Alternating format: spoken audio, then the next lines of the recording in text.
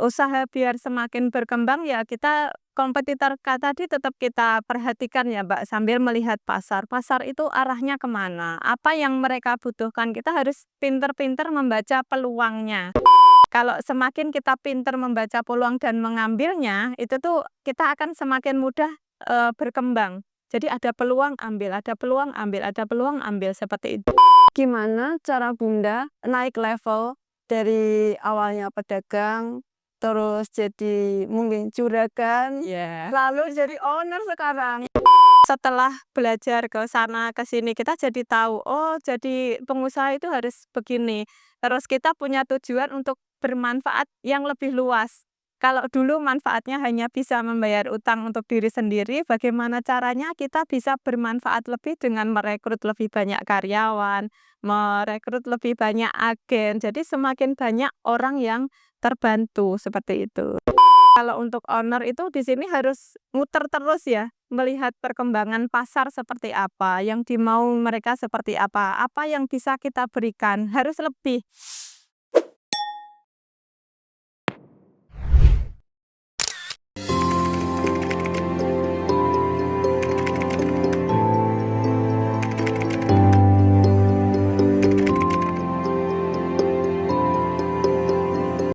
Halo semuanya, selamat datang di Plutcast bersama saya Sheila.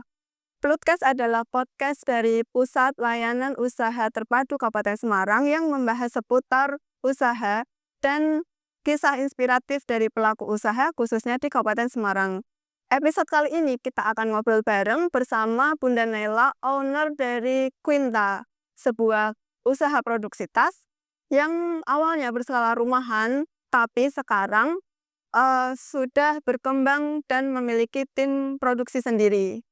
Nah, langsung aja kita sapa Bunda Naila. Terima kasih. Salam kenal semuanya. Saya Bunda Naila, owner dari Tas Quinta dari Wucil, Kabupaten Semarang. Apa kabar Bunda? Alhamdulillah baik, Mbak Sheila. Terima kasih sudah menyempatkan waktu untuk ngobrol bareng kita di podcast sama-sama. Nah, kita langsung aja ya Bun. Boleh. Boleh diceritakan sedikit bagaimana awal mula berdirinya Quinta? Untuk awal mula berdirinya itu ya sebenarnya panjang ya, karena Quinta itu kan sudah jalan kurang lebih 12 tahun kalau dihitung dari sekarang itu dari tahun 2013. Ya, dulu awalnya saya itu pekerja pabrik, karyawan pabrik dari tahun berapa ya lupa ya. Tahun 2013 suami itu punya usaha dan alhamdulillahnya lancar waktu itu. Beliau minta saya untuk resign di rumah saja ngurus usaha bareng suami. Cuman 3 bulan saya resign, usaha suami saya itu dilalai ya, orang Jawa bilang dilalai, usahanya goncang. Jadi, yang dimodalin, dibelikan mobil, itu kulaannya tidak lagi ke kita. Jadi, perekonomian dari suami itu berhenti dari situ ya. Jadi, apa ya, setelah itu kami sukses jadi pengangguran. Saya udah nggak kerja, suami juga udah nggak ada lagi penghasilan dan kami menanggung hutang kurang lebih hampir 500.000.000. Wow. Saya nggak kerja, suami udah nggak punya usaha, utangnya 500.000.000. Nah, justru dari situlah Quinta ini jadi, apa ya, tonggak awalnya kita. Jadi kalau ditanya misal motivasinya apa bikin tas, motivasinya kami pengen menyelesaikan tanggung jawab kami yang punya utang hampir 500.000.000 itu, bagaimanapun juga meskipun itu bukan yang kita pakai semua ya, tapi itu adalah tanggung jawab kami. Jadi kami harus selesaikan itu. Nah dari situ kemudian, tumbuh dari tahun 2014 kita udah mulai rekrut distributor dibantu adik saya. Kebetulan saya punya adik yang waktu itu sudah bisa digital marketing. Jadi dari tahun 2014, kemudian di Hakikan tahun itu juga bisa lolos di Haki itu tahun 2015. Kemarin baru aja perpanjangan, kemudian dari 2016 sampai 2025 sekarang alhamdulillahnya Quinta masih terus berjalan. Nah, teman-teman, Quinta ini kan awalnya usaha rumahan ya. Gimana sih Bun apa tantangannya pada saat itu untuk memulai usaha ini? Kalau untuk memulai usaha sebenarnya alhamdulillahnya ya, saya dulu kerja di pabrik itu ada pengalaman di semua bagian, dari mulai cutting, sewing, finishing, sampel juga, alhamdulillahnya saya punya pengalaman di situ ya. Jadi kalau untuk memulai usahanya meskipun produknya beda, awalnya dari baju kemudian kita membuatnya tas, paling enggak secara gambarannya kita sudah tahu. Nah, dari situ kita mulai, bikin ini, dikerjakan sendiri waktu itu. Saya sendiri sama suami, kemudian rekrut satu orang yang bantu packing, kemudian mulai ada penjualan, rekrut lagi satu orang yang bantu di cutting, kita ajarin sendiri sampai bisa. Ya, oh jadi begitu proses-proses terbentuknya tim produksi. Iya, seperti itu. Iya, pernah nggak mengalami kegagalan yang sampai benar-benar Bunda merasa di titik terendah pada saat itu dan apa yang Bunda lakukan pada saat itu? Kalau titik terendah sebenarnya Quinta ini kan berarti usaha kami yang kedua ya. Untuk usaha yang pertama tadi yang dengan suami itu tadi, itu sebenarnya titik terendah pertama yang menjadikan titik balik kami itu untuk, semangat bekerja. Tanggungan saya banyak, saya harus selesaikan. Kita nggak bisa hanya, apa ya, istilahnya itu merenungi nasib, "Wah, utangku banyak, ini," nggak bisa. Kita harus bangun, kita harus kerja, kita harus, selesaikan tanggung jawab yang sudah kita ambil sebelumnya, seperti itu. Nah, kemudian pada saat yang usaha ini, yang namanya usaha itu kan pasti naik turun ya, udah biasa itu. Nah, ini mindset yang harus dipegang, usaha naik turun itu biasa, satu. Nah, pada saat kita udah bagus, udah mulai jalan, kita ada masalah. Nah, kelemahan saya dan suami itu suka mesake. Nah, pada saat usaha mulai besar, naik, otomatis kita kan semakin nambah timnya ya, dari mungkin tambah satu lagi, 2 lagi, 10 lagi, seperti itu. Nah, pada saat kita butuh lebih banyak tim, itu kita rekrut rekrut orang itu hanya berdasarkan kasihan. Jadi kita lihat, oh ini sudah nggak punya bapak, oh ini. Tapi kita mengesampingkan bahwa orang itu mampu atau enggak sesuai dengan yang kita butuhkan. Jadi menomorsatukan kasihan, tapi kita tidak mempertimbangkan kemampuannya dia. Nah, pada saat itu, jalan, masuk, kita ambil beberapa orang, kemudian masukkan, lama, kita mengalami kesulitan. Karena nyatanya kalau kita rekrut orang yang nggak kompeten di bidangnya, itu produktivitas terganggu. Yang tadinya tim yang lain semangat, jadi ikut ngelokro, sama seperti, sama-sama digaji, dia enak, ini nggak dituntut. Akhirnya, tempat kita jadi seperti semuanya nggak produktif ya. Iya. Jadi, kemudian ini sampai akhirnya kita kesulitan membayar gaji karyawan. Jadi istilahnya karena terlalu banyak karyawan nggak produktif, kita kesulitan seperti itu. Nah, lalu, proses seleksinya setelah seperti itu bagaimana, Bu? Nah, sekarang kalau untuk proses seleksi kita tentukan ya, misal kita butuh di bagian produksi, seleksinya harusnya ini. Kemudian kalau kita butuh di bagian QC, yang pertama di ini kan kemampuan ketelitian itu pasti ya, itu wajib untuk QC. Kemudian misal di bagian packing apalagi, di bagian marketing apalagi, itu benar-benar kita sesuaikan. Kita tetap utamakan yang dekat, sekitar kita utamakan dulu, tapi sesuai kriteria. Kalau enggak ya mohon maaf kita tinggal, seperti itu. Nah, lalu, strategi promosi yang digunakan di Quinta, bagaimana cara, mempromosikan produk-produk dari Quinta itu? Kalau untuk promosi ya, kita sebagian besar penjualan itu kan dari agen reseller ya. Jadi kita lebih, pengelolaan apa ya, komunikasi dengan agen dan reseller. Boleh saya sampaikan ini, gimana caranya kita ini? Silakan, Bu. Nah, untuk, agen dan reseller, supaya mereka mau loyal ke kita itu jangan sampai ini ya, membeda-bedakan. Kalau di kami itu seperti ini, saya owner, mereka, agen. Saya sama mereka itu levelnya sama, sama-sama manusianya. Kita perlakukan mereka seperti apa yang kepengen orang lain perlakukan ke kita. Jadi salah satu contohnya kayak ini ya, chat di grup, kita ada di grup. Terima kasih Bunda Bunda Naila owner Quinta. Saya nggak pernah mau disebut owner, owner itu nggak usah diikutkan, panggil Bunda aja atau Bunda Naila itu udah cukup. Karena kalau nanti owner itu disebut, pasti kita ada kesenjangan. Pasti merasa, wah itu ibu owner saya harus gini. Enggak perlu, kita sama aja. Jadi antara saya dengan agen nggak ada ini. Kemudian kesetaraan antara agen dan reseller. Kita ada agen dan reseller ya. Kita sebut untuk kesetaraan disebut sebagai member ya. Jadi antara agen sama reseller mereka punya kesempatan yang sama untuk mendapatkan, customer atau orderan ya. Jadi jangan sampai karena ada nama agen, nama reseller, nanti customer-nya, cenderung milih ke agen karena pasti harganya lebih murah, nanti resellernya nggak dapat order. Enggak, di kita udah jadi kultur ya. Jadi semua customer itu kalau mau belanja ya silahkan ke member Quinta terdekat, entah itu agen, entah itu reseller. Jadi meskipun itu hanya sebutan, tapi itu menyebabkan reseller itu nggak rendah diri. Dia juga punya kesempatan yang sama. Nah, seperti itu ya, Bun. Lalu kenapa Bunda menggunakan strategi promosi dengan merekrut agen atau reseller? Nah, itu gini, setelah mulai usaha dan lain sebagainya, kami merasakan, kalau punya karyawan banyak, melihat mereka seneng pas gajian, wajahnya ceria itu, saya bahagia. Suami juga seperti itu. Jadi, kami membuat semacam misi ya, jadi kami kepengen membantu ibu rumah tangga seluruh Indonesia menambah penghasilannya melalui Quinta. Jadi kalau yang tadi kerja di dalam itu dari internalnya kita, kemudian yang satu sisi lagi kita keluar menerima agen dan reseller yang hampir 100%-nya itu ibu-ibu.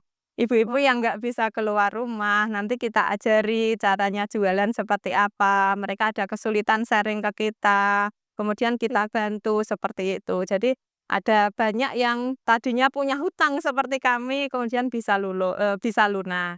Luar biasa itu. Nah, kan Bunda punya banyak agen dan reseller ya. Bagaimana, cara agar agen atau reseller itu bisa berjualan?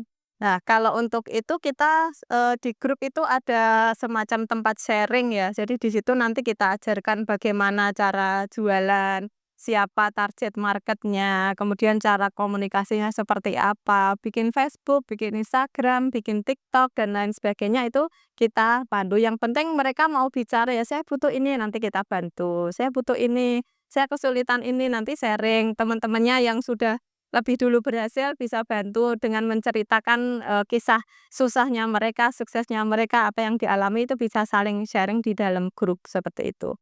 Lalu, menurut Bunda, keterampilan storyteller itu apakah, eee, penting dalam menjalankan ini, promosi seperti itu? Nah, itu justru yang paling penting karena, eee, kita di sosial media itu lebih suka mendengarkan cerita. Kalau misalkan, "Ini ada tas bagus, harganya sekian, ayo dibeli." Itu kan orang males ya, karena di sosial media itu kan untuk engagement. Jadi kalau misalkan di sosial media lebih bagus jadi cerita. Jadi wajib agen reseller itu harus jadi storyteller. Teman-teman mungkin bisa cek ya, sebagian besar member Quinta yang promosi di sosial media di Facebook, lihat ceritanya dia seperti apa. Itu semuanya storyteller, karena memang lebih menarik seperti itu. Bagaimana, kan di era sekarang ini kan persaingannya semakin banyak ya. Nah, itu bagaimana cara Bunda, mempertahankan agar, produksi atau usaha ini tetap berjalan dan semakin berkembang? Ya, yang namanya pasar ya, Mbak, selama itu ramai kayak semut, asal ada gula, semut pasti berdatangan, sama aja kayak Quinta, dulu awalnya juga nggak gitu banyak kompetitor, sekarang banyak sekali. Tapi ya gimana nyikapinya, ya itu hal biasa, hal yang wajar dalam dunia bisnis. Kita nggak perlu fokus ke kompetitornya, "Wah mereka kok bikin ini, aku tak ini," enggak. Nggak usah fokus ke kompetitor, kita fokus kepada perbaikan diri. Apa yang dibutuhkan customer, apa yang bisa kita, apa ya, kita berikan yang lebih baik kepada customer. Jadi salah satu bentuknya yang kita berikan ke customer itu di Quinta ada, garansi perbaikan gratis selamanya. Sak bosenmu. Jadi misalkan jenengan beli tas satu, kemudian dipakai 2-3 tahun talinya putus, yang sering kejadian di produk lain ya, misal ya ini putus, tapi kok masih suka sama modelnya, silahkan dikembalikan ke Quinta, beli dari manapun, misalkan lupa kontaknya mana, DM Instagram Quinta, minta alamat, kirim, kita perbaiki. Oh, apa Bu? Instagramnya Quinta. Instagramnya tasquinta.official. Nah, teman-teman yang mau kepoin tas Quinta boleh langsung ya cek IG-nya. Bunda, selain membuka lapangan pekerjaan untuk ibu rumah tangga, saya dengar sebagian hasil usaha Quinta itu kan disisihkan untuk kegiatan sosial. Nah, apa sih yang melatar belakangi kegiatan itu? Boleh diceritakan? Sebenarnya gini ya Mbak, kalau urusan sosial di sini saya terus terang nyebut sedekah ya ke orang yang kurang mampu. Saya sama suami itu bukan lahir dari keluarga kaya. Kami lahir dari keluarga yang nggak cukup, istilahnya seperti itu. Jadi di sini itu merasakan benar-benar nggak enaknya jadi orang nggak punya itu seperti apa. Jadi kita selain itu juga ini ya, namanya orang hidup itu yang beragama ya, khususnya muslim ya, maaf saya muslim jadi saya nyebut muslim. Tujuan hidup kita itu ke arahnya akhir itu kan ke akhirat.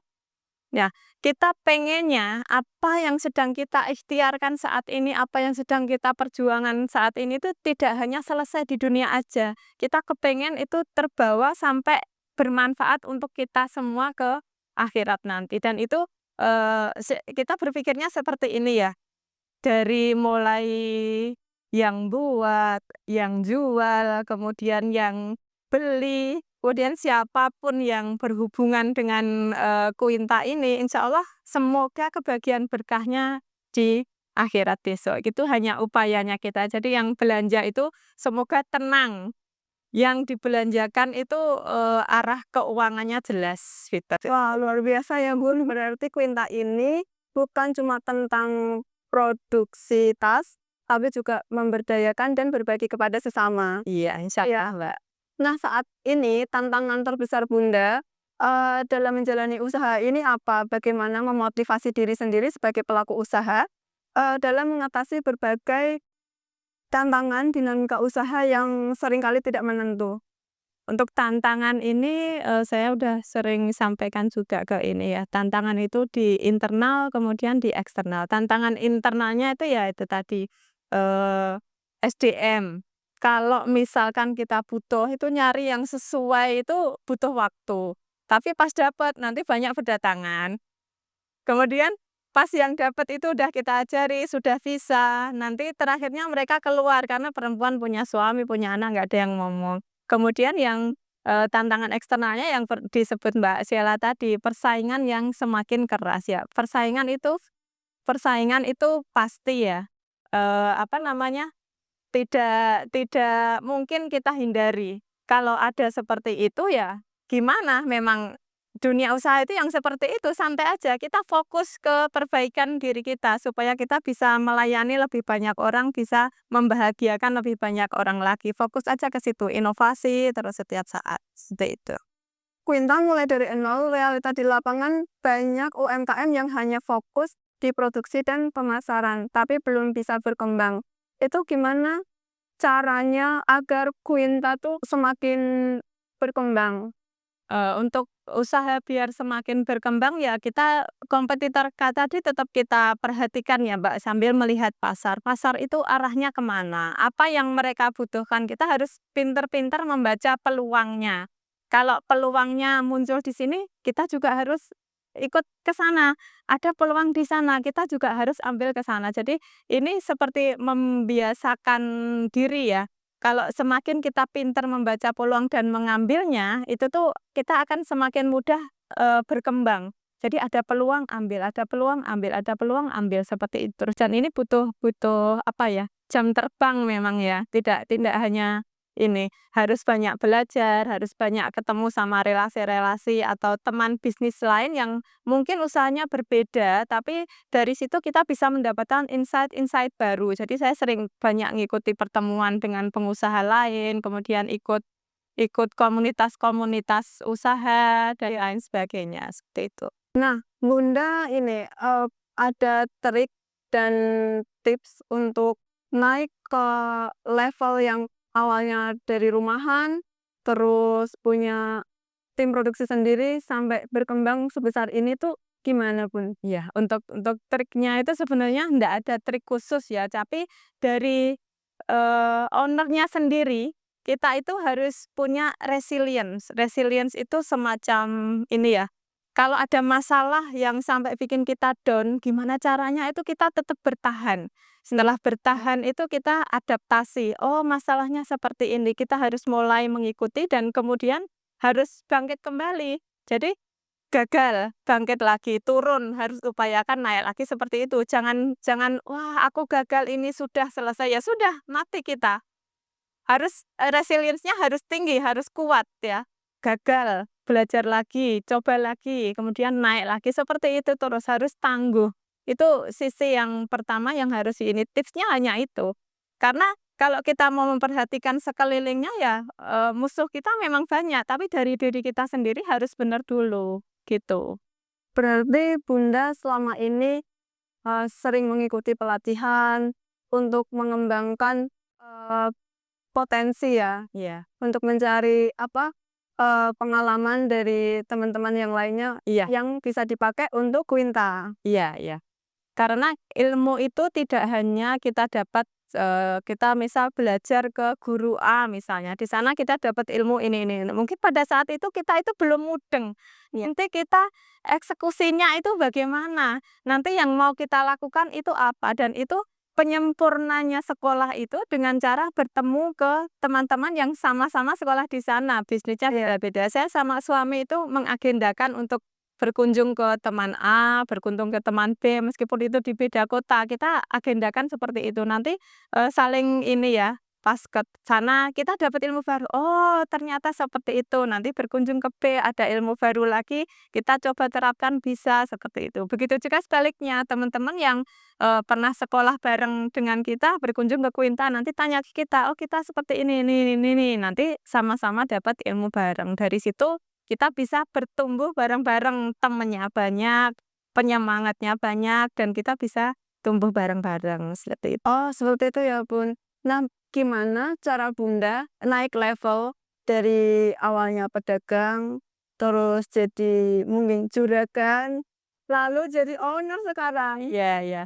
Ini kalau untuk level seperti itu, kalau secara mindset ya, mindset saya itu meskipun saya kurang kurang punya tujuan di awalnya, tapi setelah belajar ke sana ke sini kita jadi tahu, oh jadi pengusaha itu harus begini. Terus kita punya tujuan untuk bermanfaat yang lebih luas. Kalau dulu manfaatnya hanya bisa membayar utang untuk diri sendiri, bagaimana caranya kita bisa bermanfaat lebih dengan merekrut lebih banyak karyawan, merekrut lebih banyak agen. Jadi semakin banyak orang yang terbantu, seperti itu. Lalu Bun, Bunda kan punya tim produksi Iya. sendiri ya sekarang. Gimana waktu itu awal Bunda mempercayakan, produksinya diserahkan ke karyawan itu gimana sih? Nih, Mbak, saya dulu karena kerja di pabrik, saya itu kan punya teman-teman di berbagai bagian ya, dari cutting, sewing ya. Untuk produksi ini, untuk cutting-nya itu kebetulan dari awal sampai sekarang itu persis saya ajarin sendiri dulu dari tim 1 sampai sekarang 10 apa 12 saya lupa. Itu, kemudian ada satu orang yang benar-benar kita percaya.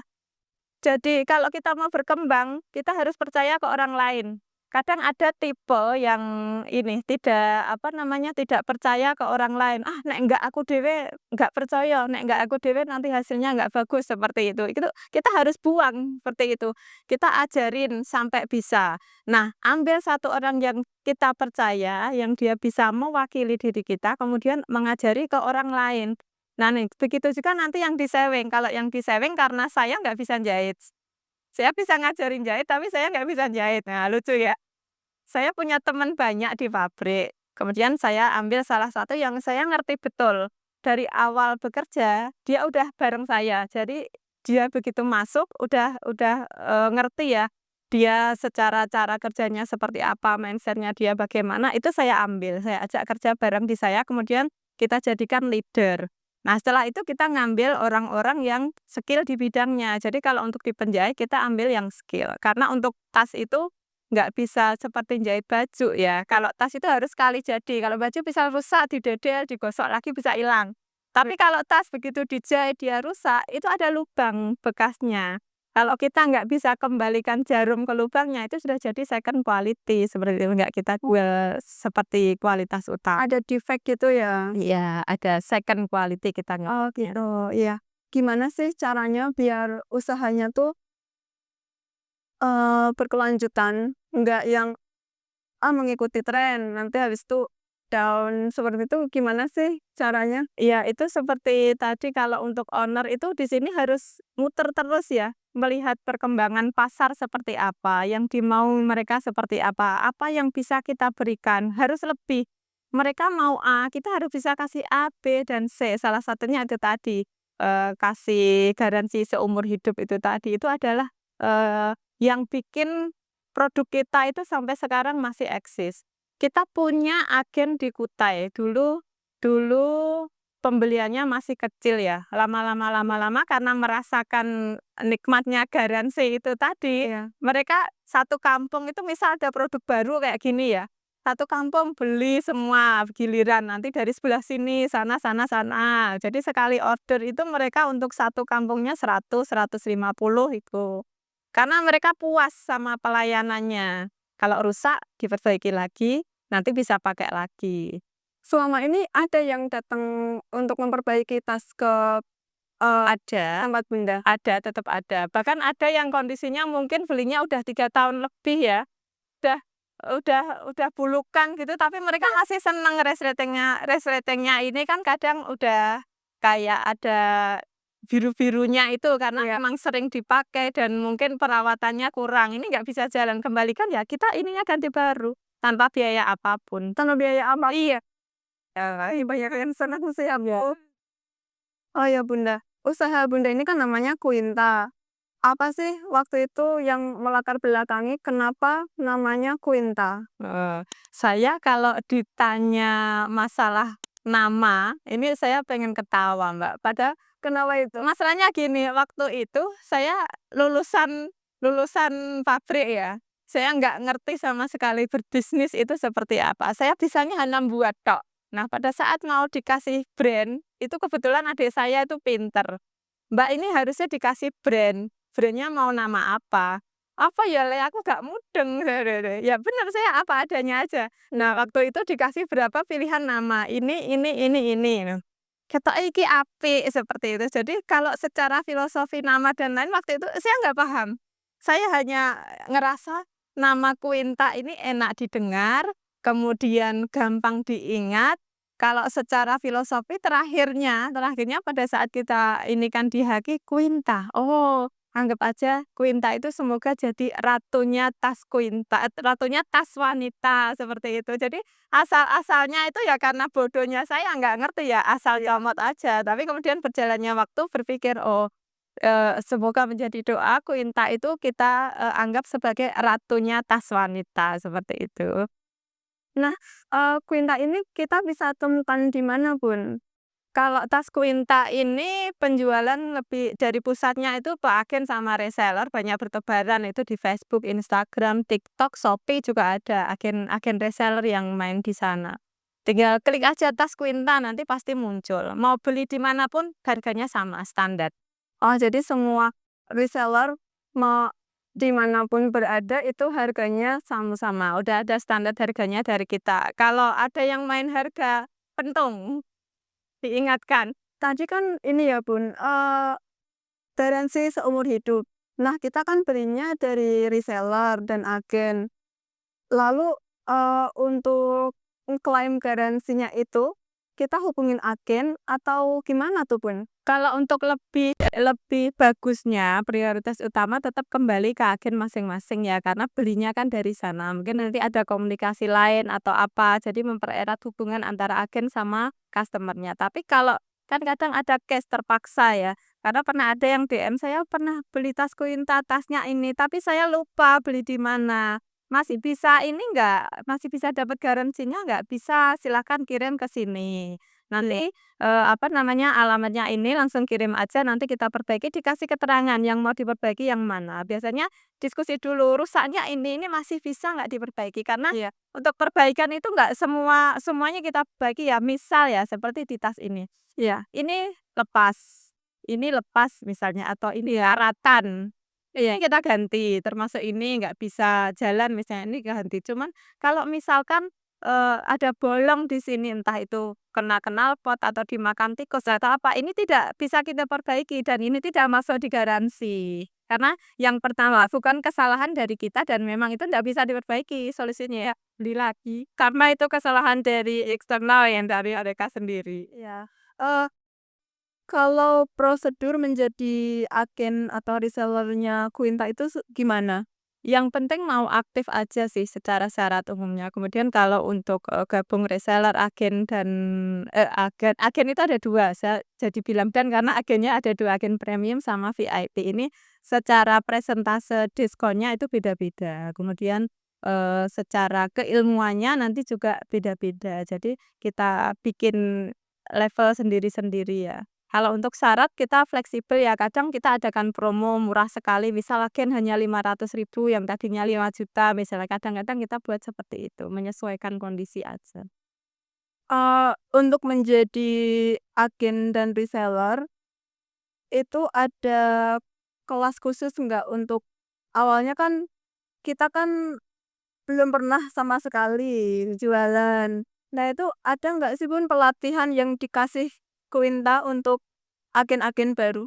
Kalau untuk pelatihan dari awal itu kita ada kayak semacam ini ya, channel di Telegram itu isinya tips-tips praktis awal jualan itu ada di situ. Kemudian ada video-video tambahan yang kadang kita ngundang guru, misalkan coach siapa, Ya. tentang ilmu apa, kemudian ilmu TikTok kayak atau apa, itu kita upload di channel Telegram. Jadi nanti yang ini tinggal akses ke sana aja, kita kasih akses ke sana, kalau misalkan ada pertanyaan bisa dibahas di grup gitu. Berarti Bunda, melalui pihak ketiga ya untuk mengedukasi para reseller ini? Sebagian, ya.